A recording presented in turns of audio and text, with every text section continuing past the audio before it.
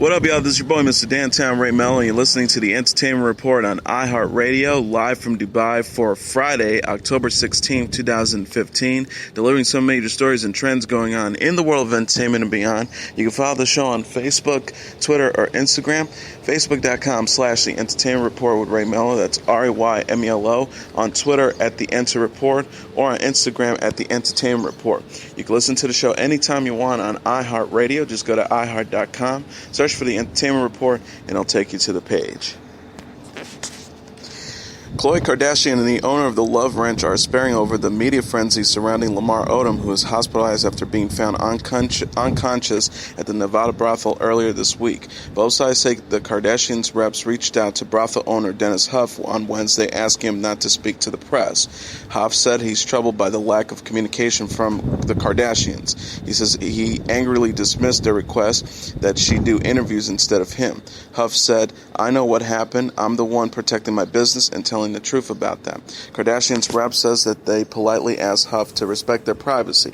Odom remains hospitalized in Las Vegas after being found unconscious Tuesday at the Crystal, Nevada brothel. The Kardashian family members who traveled to Vegas to be with Odom have expressed their love and support and are asking for prayers. On Thursday, Kourtney Kardashian tweeted, "Believing in the power of prayer for this beautiful soul." Kardashian, 31, and Odom, 35, were married in 2009 after a month-long whirlwind romance. They split up in 2013. Although the former couple signed off divorce documents in July, a judge hasn't finalized the divorce. According to other reports, Odom splashed out $75,000 on a room, board, and sexual services at the Nevada brothel before he collapsed, according to the property's owner. The former Los Angeles Lakers star paid up the bill up front when he checked in on Saturday with the intention of staying at least 5 nights and possibly up to 10 while being entertained by multiple girls. Brothel owner Dennis Huff told Wendy Williams via Skype on Thursday, "You can spend as little or as much as you want." He said, "It happened that Lamar wanted a long period of time with prostitutes Ryder Cherry and Monica Monroe," he said. Huff also added he gave the girl $75,000, but he planned on being there a long time. Odom is currently fighting for his life after collapsing on Tuesday at the Love Ranch brothel in Crystal, Nevada. The former Olympian used cocaine and sexual performance enhancement supplements prior to his hospitalization, the Nye County Sheriff said Wednesday. The sheriff also said that employees of the ranch reported that Odom had taken up to 10 tablets of the herbal sexual enhancement supplements. Khloe Kardashian's estranged husband, who appeared alongside her on E's Keeping Up with the Kardashians, remains in critical condition and unresponsive at Sunrise Hospital in Las Vegas. Before his alleged narcotics binge, Huff claims that he sent a car to pick up Odom from his Las Vegas condo and put him in the VIP house. But he claims he warned Odom no drugs because, of course, everyone knows his history. He promised he wouldn't have any. Huff went on to explain that herbal Viagra is a very common supplement sold at the ranch and even gas stations. He also said he had no reason to believe Odom was on drugs, even though the former NBA star admitted that he'd been using cocaine in Vegas. He said, "I wanted to take him at his word, but we all know drug addicts lie." Show host Williams offered sympathy to Odom and acknowledged the dangers of reality TV, but she said, "Nobody puts coke to your nose but you." Lamar Odom's former teammate and childhood friend, Meta World Peace, a.k.a. Ron Artest, is expressing his concern for the ailing NBA star while voicing his bitter feelings about Hollywood and the dangers of reality TV. The Los Angeles Lakers player told CNN's Don Lemon Thursday, "Lamar grew up in unfortunate circumstances, so Khloe probably was a good thing to happen to him. The TV show wasn't. LA probably wasn't, and Hollywood probably wasn't." The NBA player turned reality star met Khloe at a party thrown for Meta, who was then called Ron Artest, in September 2007, and they were married 7 days later. Meta said, "Khloe seems like she's a cool person. However, the way they got divorced was all over TV networks, and I'm very blank and bitter towards that." Rather than say anything negative about the Keeping Up with the Kardashians family, Meta said, "I want to stay positive and say all the right things because I don't want to say anything Lamar wouldn't approve." Meta played with Odom as a teenager in Queens, New York, on an amateur athletic union basketball team, and they both went on to join the Lakers along superstar Kobe Bryant. He told Lemon, "I love Lamar. When I first met Lamar, he was a little bit shorter than me, and we joined the same teams. We all got drafted by the NBA in the same year." The NBA star said he wasn't aware that Odom had addiction issues when he was playing with him, but later heard a lot of different things that were upsetting about drugs and Lamar. Then I sent him a text and didn't get one back. Meta continued optimistically by saying, "Lamar is a better friend than me.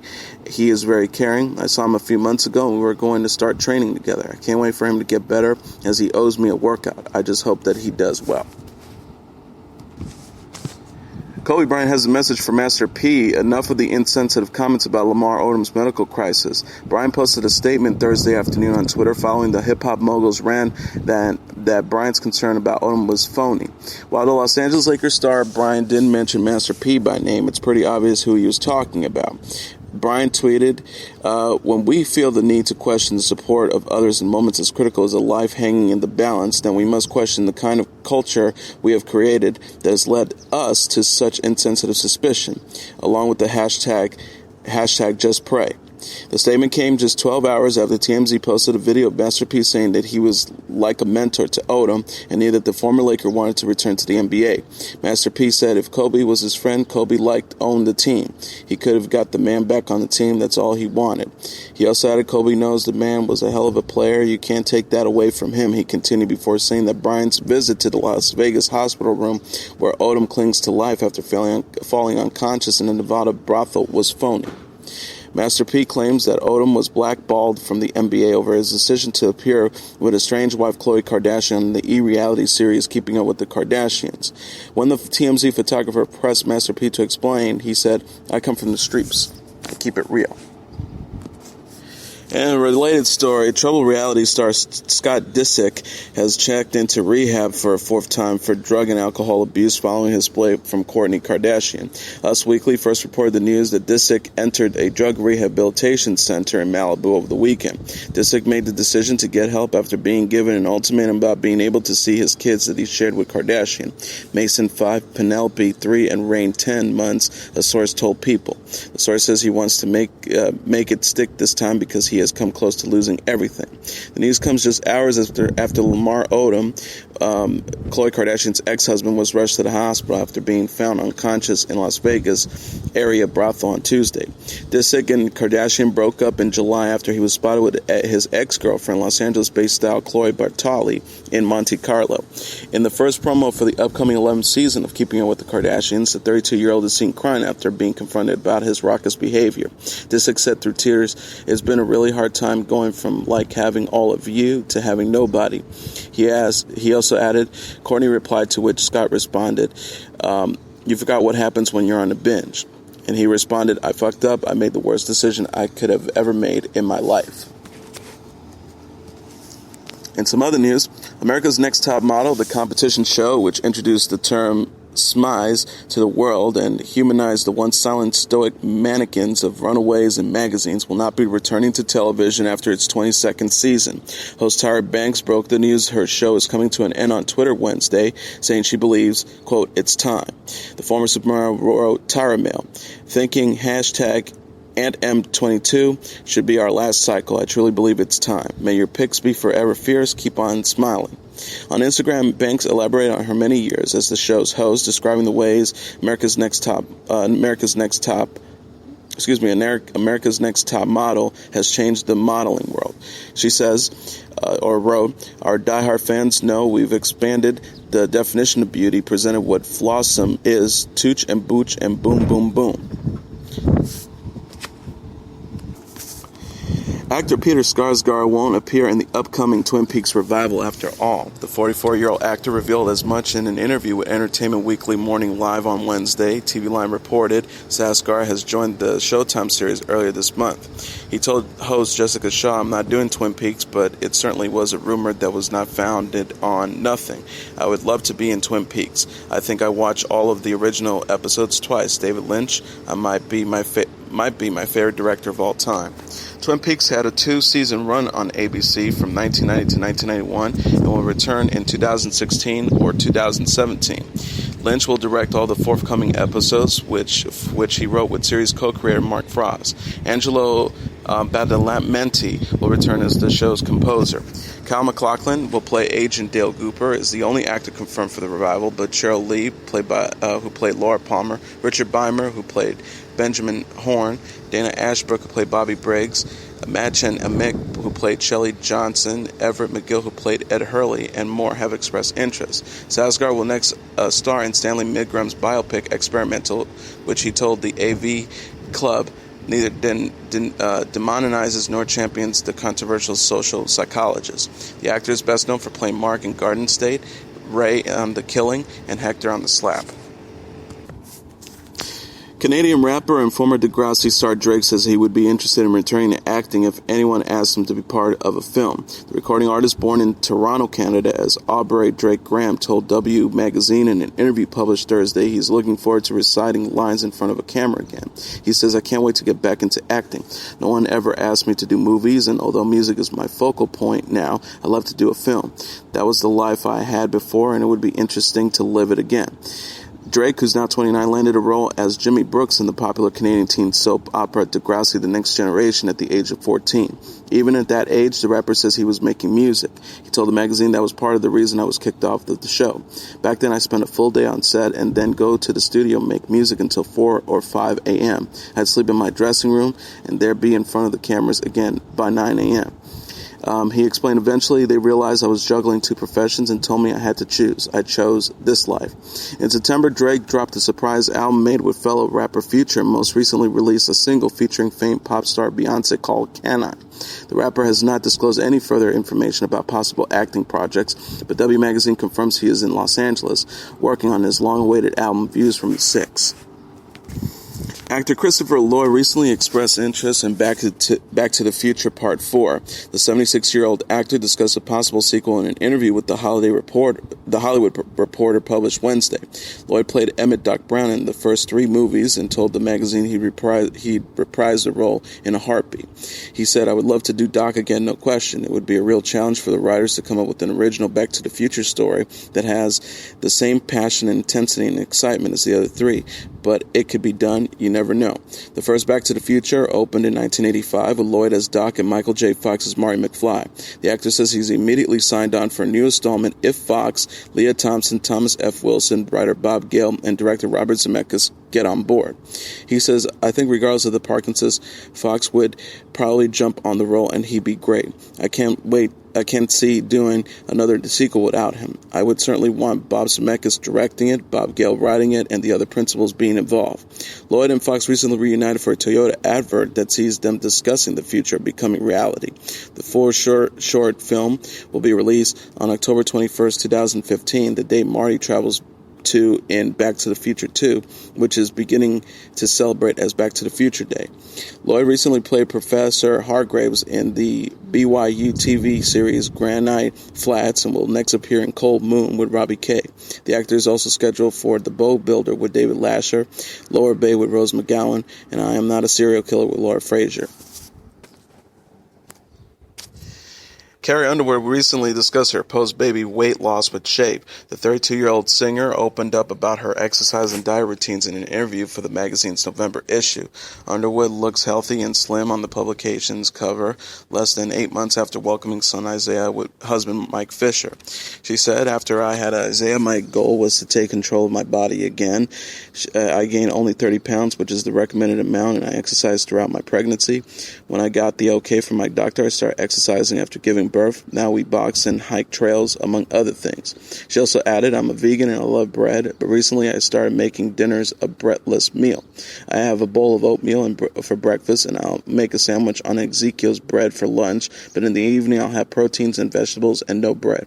When I wake up, my belly is flat." Underwood and Fisher, a 35-year-old NHL player, have been together since 2008 and married in July 2010. The couple welcomed Isaiah on February 27th. The singer recently delighted fans by posting a photo of her son playing a miniature piano. Underwood came to fame after winning American Idol Season 4 and last released Blown Away in May 2012. She will debut her 5th studio album, Storyteller, on October 23rd and release the song Heartbeat, a collaboration with Sam Hunt this week. Oprah Winfrey's upcoming 7-part series, Belief, will be a reflective piece focusing on the world's population relationship with religion, spirituality, and belief systems. On the red carpet, the successful television personality further explains the meaning behind the series, as well as the distinction for her between a belief and an idea. Speaking with E! News, Winfrey said, "If you can't stick to a belief when things are on shaky ground, then it's not a belief, it's just an idea." She also added, "I will tell you that there's nobody who gets to be a human being who isn't going to have a dark hours. There's nobody who gets to walk the human path who is not going to have, at some point in your life, something that looks like failure. Belief lets you know that because it looks like failure. It's just a detour. It's not the end of the road. It's just a detour saying move on to another direction." Commencing its 7-night run on October 18th on Winfrey's cable channel OWN, Belief will explore humankind's connections with the spiritual through many very different religions and belief systems. The docuseries travels the globe, documenting the stories of individuals and communities on spiritual journeys. Ultimately, the series website says, "These stories and others will all lead us to ask, what do you believe?" Country legend Dolly Parton dismissed stomach cancer rumors on her website Wednesday. The 69-year-old country star issued a statement in response to recent reports she is hiding a cancer diagnosis. Speculation began after Don Henley revealed the singer was hospitalized in September. She said, it is true that I have kidney stones. I have them removed 3 weeks ago, and I'm doing just fine. I'm back to work, and last week I was at Dolly World filming parts for my new movie, Coats of Many Colors. There's absolutely no truth at all that I have stomach cancer." The National Enquirer claimed doctors discovered masses of scar tissue that had to be removed and biopsied for cancer cells during Parton's secret hospitalization. The tabloid alleged the star had been plagued with cancer fears for years. Parton released her 42nd studio album, Blue Smoke, in January 2014, which debuted at number 6 on the Billboard 200 albums charts. The singer's forthcoming movie, Coat of Many Colors, dramatizes her life at the age of 9 in 1955 and will air on NBC in December. The latest episode of Showtime's Emmy Award-winning drama Homeland featured Arabic artwork that's criticized the show for being allegedly racist. The latest episode, which aired Sunday, featured phrases such as "Homeland is racist," "Homeland is not a series," "The situation is not to be trusted," and #Black Lives Matter, among others. Graffiti artists Heba Amin, Carmen Kapp, and Stone have claimed responsibility for the artwork, as they were hired by the show in Germany to give the carefully crafted set, made to resemble a Syrian refugee camp in Lebanon, some extra authenticity. The artists were asked to write messages that were apolitical and instead chose to make a political statement regarding their feelings on the show and how it negatively portrays the Middle East with its highly based depictions of Arabs, Pakistanis, and Afghans. Amin explained in the blog, "Set designers were too frantic to pay any attention to us. They were busy constructing the hyper-realistic set that addressed everything from the plastic laundry pins to the frayed edges of outdoor plastic curtains. The content of what was written on the walls, however, was of no concern. In their eyes, Arab scripts is a merely supplementary visual that completes the horror fantasies of the Middle East." As Amin explained, the trio viewed Homeland as a thinly veiled propaganda that promotes fears and mistrust of Muslims of all backgrounds. For 4 seasons and entering its 5th, Homeland has maintained the dichotomy of the phonegetic, mainly white, mostly American protector versus the evil and backwards Muslim threat. While producers wish they had paid more attention to what was being written, for the moment they seem okay with the incident and even admire what the artists were able to accomplish. Showrunner Alex Gansa said in a statement to Mashable, "We wish we'd caught these images before they made it to air. However, as Homeland always strives to be subversive in its own rights and stimulus for conversation, we can't help but admire this act of artistic sabotage." Earlier this month, Homeland star Claire Danes addressed her controversial relationship with actor Billy Crudup during an appearance on The Howard Stern Show. Bernie Sanders is gaining momentum in Hollywood after producer Seth MacFarlane helped fill a nightclub with supporters Wednesday. For the $25 per entrance ticket in the area's Avalon nightclub, hundreds filled into the rally to hear Sanders and MacFarlane discuss the election and the idea of a political revolution. Sanders explained, according to Variety, while distinguishing the gap between how the media covers political versus what was really discussed, "If I were standing here tonight making some vicious attack against Hillary Clinton or anybody else, it would be a front page news. But if you talk about why the middle class is disappearing as almost all the income and wealth goes to the top 1%, not a big story. So what's the political revolution is forcing a debate not about trivia, but about real issues.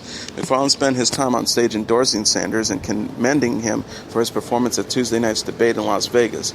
Concerning the presidential candidate's answer, when asked what was the greatest national security threat is, McFarlane says Sanders was the only candidate who gave the correct answer: climate change. He said, of all our biggest challenges, social inequality, health care, this one that must go immediately to the front of the line. This is the only one with a non-negotiable timetable. Already endorsed by Hollywood stars such as Sarah Silverman, Neil Young, Mimi Kennedy, and Mark Ruffalo, actress Mary Beth Monroe also joined the ranks of California Sanders supporters. The Workaholics actress took to Twitter to express her anticipation ahead of Wednesday's rally, saying, "Okay, Senator, I'm ready to hear some revolution. #feel the burn." After McFarlane's speech, she added a supportive "You killed it," mentioning she sat in the nosebleed seats. Actor John Stamos has been charged with a DUI after being pulled over, hospitalized inside for driving under the influence in June. According to reports, the Los Angeles County District Attorney's Office charged the grandfathered actor with a misdemeanor. If convicted, Stamos may face 6 months in county jail. He is scheduled to be arraigned Friday. In mid-June, the 51-year-old Fuller House cast member was arrested inside for DUI before being brought to a Beverly Hills hospital for treatment. On Twitter, Stamos reported at the time he was feeling grateful for the support of his family and friends following the incident. In July, Stamos checked himself into rehab and to undergo treatment for substance abuse. Last month, he told Details magazine the citation was a turning point in his life that forced him to prioritize. He said, I've had a rough year with my mom dying, so it all came to a head," he said. "Either continuing on that path or some of it is fun, but a lot of it is not. Or there's this other thing, this golden opportunity sitting there with all this work and all this goodwill that you have going for you. That's the key." Cameron Crowe's pilot Roadies was ordered to series this week at Showtime. The 58-year-old director announced the news on his website Wednesday, writing, "Yes, Roadies has been picked up by Showtime. Stay tuned for 10 stories about life, music, love, and all points in between." He includes a link to the music drama's teaser trailer. Crowe will executive produce the project with J.J. Abrams, Winnie Holtzman, and Brian Berg, with Pearl Jam manager Kelly Curtis as producer and music supervisor. The series follows the tight-knit road crew who tours with the fictional rock band Station House. The director said in his statement, "I've long wanted to work with JJ and Winnie, and coming together to tell these stories has been beyond a blast. The actors are so passionate about music too, and the whole show has a feeling of stories of music shared with friends." Luke Wilson will star as the group's tour manager, with Carla Gugino as the production manager. Imogen Poots, Rafi Spall, Keisha Castle-Hughes, Peter Cambor, Machine Gun Kelly, Ron White, Luis Gomez, Jacqueline Byers, and Finesse Mitchell also have roles. Crowe is known for Jerry Maguire and Almost Famous, and last directed Aloha. Abrams co-created several successful TV series, including Alias and Lost, and directed Star Trek 2009 and its sequel. He will next be directing the release of Star Wars Episode 7, The Force Awakens. Hollywood megastar Brad Pitt's Netflix original film War Machine is set to begin production in Abu Dhabi. Miranda Davidson Studios, the studio behind the casting of Fast and Furious 7, has encouraged all physically fit aspiring actors in the area to respond to their casting call for extras. Production begins October 16th, while Pitt will be arriving to shoot his scenes November 1st. War Machine, based on the best-selling book The Operators, the wild and terrifying inside story of America's war in Afghanistan by the late Michael Hastings, will tell the story of a 4-star rock star general whose lethal reputation and impeccable track record vaults him to command the American war in Afghanistan. This will be one of the first movies produced by Netflix as it continues to create its own original content. The video streaming company is putting in a lot of money into the project, putting War Machine on par with most Hollywood releases. And Adam Levine hidden camera reality shows in the works at NBC. The network ordered the untitled Adam Levine show to pilot this week, with the 36-year-old Maroon 5 singer to serve as executive producer. The series is inspired by the band's Sugar music video, which saw the group making surprise performances at fans' weddings. Levine will partner with the video's director, David Dobkin, and Naked and Afraid production company Renegade 83 on the project. Episodes will follow celebrities as they make unexpected appearances at fans' major life events, including a world-famous recording artist leading the house band at a couple's wedding and an Emmy-winning actor showing up at a bachelorette party.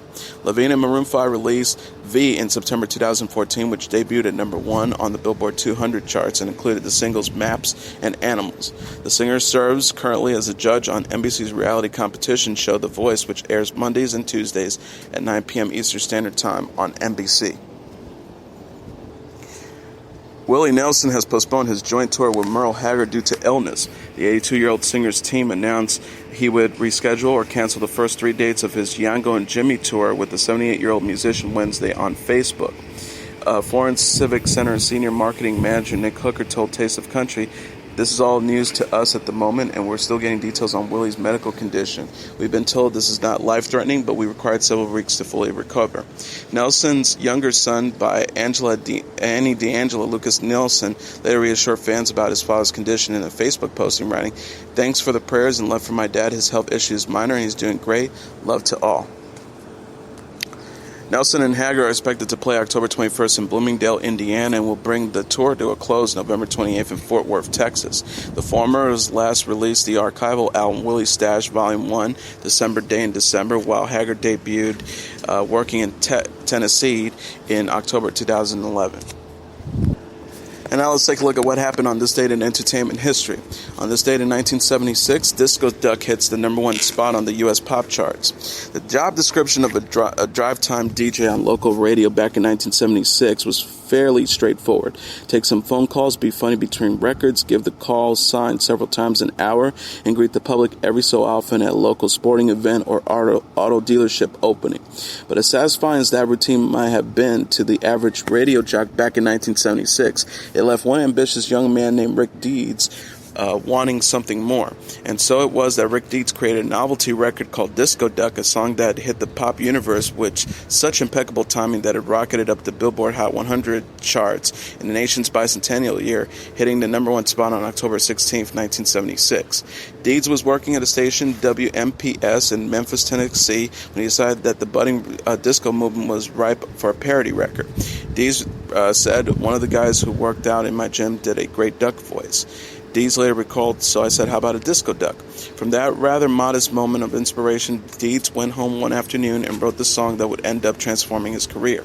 Recorded in a local Memphis area label, Disco Duck caught on first in Alabama, then across the South, and eventually across the country after Deeds convinced the label RSO to lease the song and release it nationally. On this date in 1976, Deeds' little side project took over the number 1 spot on the U.S. pop charts from a fifth of Beethoven, a disco version of Beethoven's Fifth Symphony.